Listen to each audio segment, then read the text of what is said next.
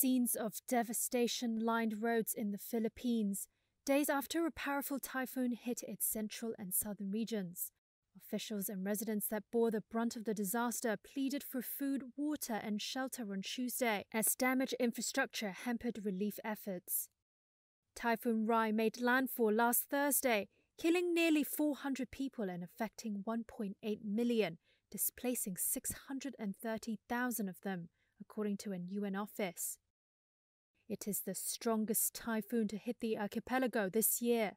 President Rodrigo Duterte on Monday ordered state agencies to restore power and communications as he promised $200 million for recovery efforts.